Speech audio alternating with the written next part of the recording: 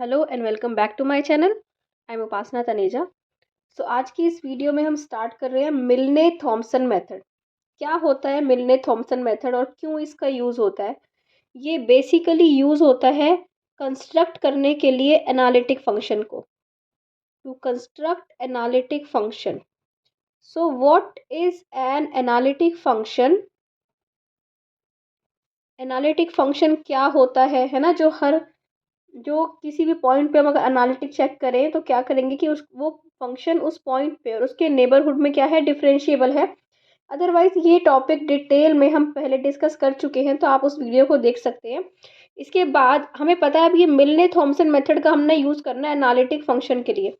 जो function analytic होता है वो सी आर इक्वेशन को सेटिस्फाई करता है। किनको? सी आर इक्वेशन को। क्या होती है C R equation? U x is equal to v y and u y is equal to minus v x. इन दोनों इक्वेशंस को सेटिस्फाई करता है। ठीक है, ये सब कुछ हम डिटेल में ऑलरेडी पढ़ चुके हैं।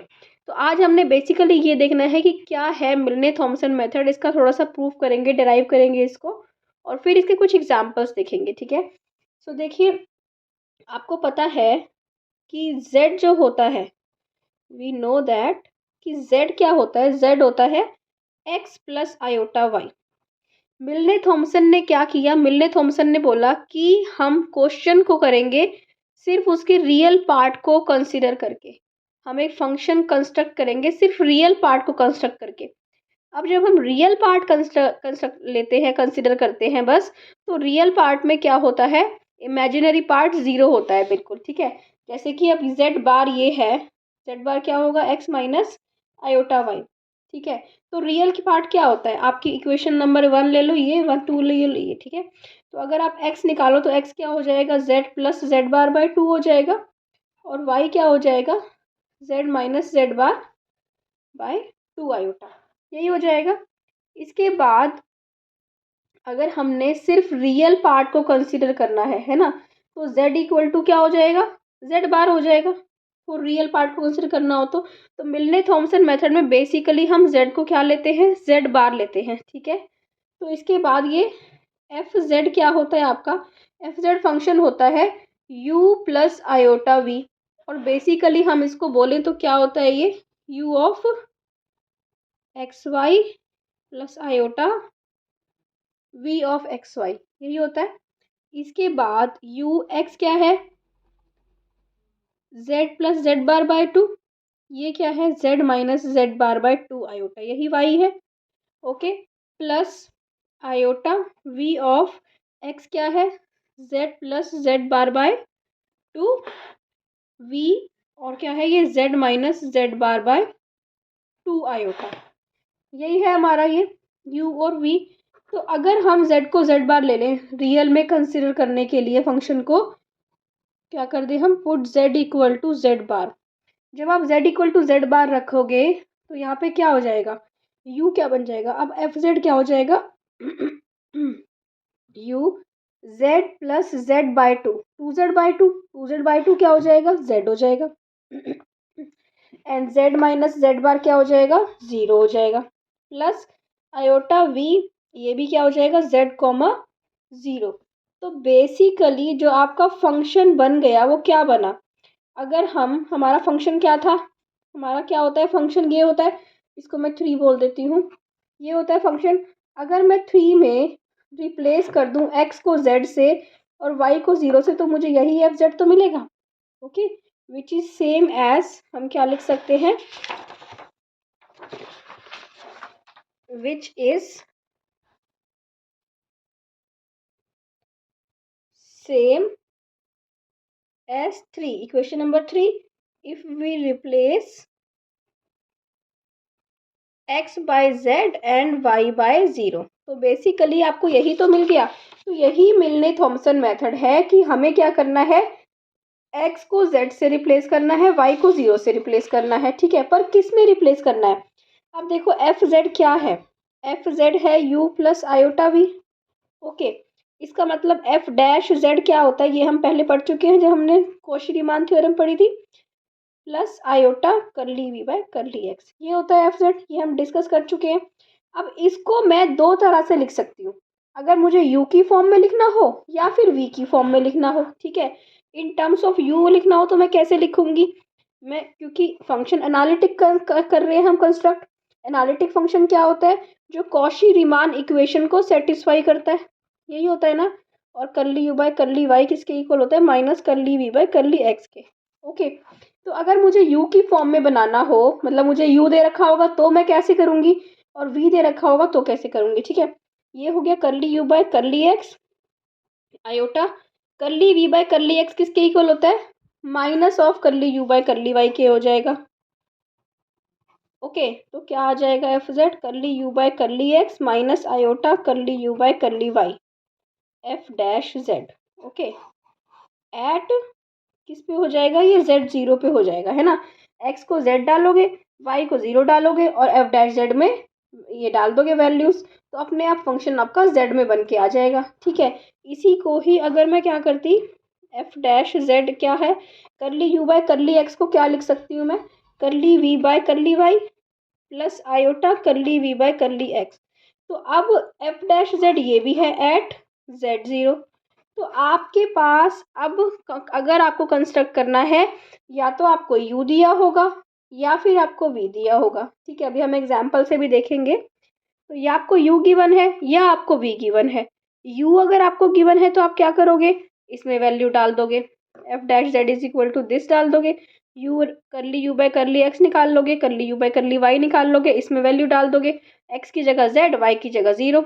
दिस इज मिलने थॉमसन मेथड। क्या उसने क्या करना है, रियल को कंसिडर करना है बस, ये रियल में कंसिडर करके फंक्शन बनाता है। और कौन सा फंक्शन बनाता है, एनालिटिक। ये हमें ध्यान रखना है कि फंक्शन एनालिटिक ही बनेगा इससे, ठीक है, क्योंकि एनालिटिक कंडीशन में ही ये चीज़ें सेटिस्फाई होती हैं, सी आर इक्वेशन, जब फंक्शन एनालिटिक होता है, ठीक है। तो अब हम एग्जाम्पल देखते हैं।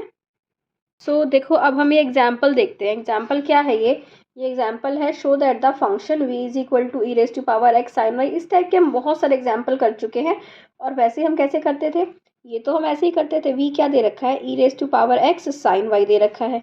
आप क्या करोगे, बहुत ही सिंपल है, वी एक्स निकालोगे, क्या हो जाएगा, ये हो जाएगा, वी एक्स एक्स निकालोगे, ये आप पिछली मेरी वीडियोस देख सकते हैं, उससे आपको क्लियर हो जाएगा कि हम बार बार यही चीज़ें करते हुए आ रहे हैं हार्मोनिक प्रूफ करने के लिए। वी वाई निकालेंगे, वी वाई क्या हो जाएगा, e raise to power x cos y हो जाएगा, वी वाई वाई क्या हो जाएगा, कॉस वाई का साइन वाई। पार्शियली डिफरेंशिएट कर रहे हैं विद रिस्पेक्ट टू वाई, यहाँ कर रहे हैं with respect to x. Now Laplace equation में वैल्यू डालो, v x x plus v y y equal to क्या आ जाएगा, e raise to power x sine y minus e raise to power x sine y equal to zero. So Laplace equation satisfy हो रही है, that means ये क्या है, ये हार्मोनिक है, ठीक है। अब हमने इसको हार्मोनिक तो प्रूफ कर दिया, अब हमने क्या करना है, कॉरस्पॉन्डिंग क्या निकालना है, एनालिटिक फंक्शन और हार्मोनिक कॉन्जुगेट या फिर यू। ओके, तो अगर आपको हार्मोनिक कॉन्जुगेट निकालना होता है तो आप वही वाला प्रॉपर प्रोसीजर फॉलो करेंगे जो हम पहले करते आ रहे हैं, ठीक है। अब हम ये देखेंगे कि अगर हमें सिर्फ एनालिटिक कंस्ट्रक्ट करना हो, एनालिटिक फंक्शन, ओके, अगर हमें क्या करना हो, सिर्फ एनालिटिक फंक्शन को कंस्ट्रक्ट करना हो तो क्या होगा, तो हम क्या करेंगे, रिप्लेस एफ डैश जेड क्या होता है, एफ डैश जेड होता है curly v by curly y plus i curly v by curly x. अगर आपका फंक्शन आपको वी दे रखा हो तो हम ये एफ डैश जेड यूज करते हैं। रिप्लेस वेयर क्या क्या लेते हैं, यहाँ पे x इक्वल टू जेड लेते हैं, y इक्वल टू जीरो लेते हैं, ठीक है। इसमें भी और इसमें भी x equal to z, y equal to zero. Okay, तो क्या हो जाएगा, f dash z, f dash z हो जाएगा करली वी बाय करली वाई क्या है, ये है e raise to power x cos y. Okay, e raise to power x cos y है तो ये क्या हो जाएगा, e raise to power z cos zero हो जाएगा, ठीक है, plus iota curly v by curly x क्या है, e raise to power z हो जाएगा, एक्स की जगह पे साइन जीरो हो जाएगा। ओके, तो ये एफ डैश जेड क्या हो जाएगा, ये हो जाएगा e raise to power z plus ये क्या हो जाएगा, ये तो जीरो हो जाएगा। अब हमारे पास आ गया f dash z is e raise to power z. हमें क्या निकालना है, एफ जेड निकालना है। एफ जेड कैसे निकलेगा, इसका इंटीग्रेशन कर देंगे, ठीक है। इसका इंटीग्रेशन विद रिस्पेक्ट टू ये हो जाएगा डी जेड, ये क्या मिलेगा आपको e raise to power z plus c which is answer. तो अगर आप उस मेथड से निकालते पूरा करते तो आपको बहुत लंबा प्रोसीजर करना पड़ता, उसमें आपको क्या करना पड़ता कि आपको इंटीग्रेशन करना पड़ता, यू निकालना पड़ता, पूरा करना पड़ता, उसके बाद आपको एफ डैश जेड में यू और वी की दोनों की वैल्यू डालनी पड़ती। पर अगर हमें कैसा क्वेश्चन आए कि सिर्फ हमें फंक्शन कंस्ट्रक्ट करना हो, एनालिटिक हार्मोनिक कॉन्जुगेट नहीं निकालना हो, है ना, तो आप ये मेथड फॉलो करेंगे जो सिर्फ एनालिटिक फंक्शन कंस्ट्रक्ट करता है। ये हमारी हेल्प नहीं करेगा कि हम हार्मोनिक कॉन्जुगेट निकालें। अगर आपको यू भी निकालना है, अब बात आती है हार्मोनिक कॉन्जुगेट निकालने की, अगर आपको यू भी निकालना है तो यू निकालने का प्रोसीजर भी बहुत ही सिंपल है, ठीक है। यू आप यू एक्स ले लीजिए, यू एक्स किसके इक्वल होता है, वी वाई के इक्वल होता है ना। यहाँ पे मैं कर देती हूँ टू फाइंड हार्मोनिक कॉन्जुगेट।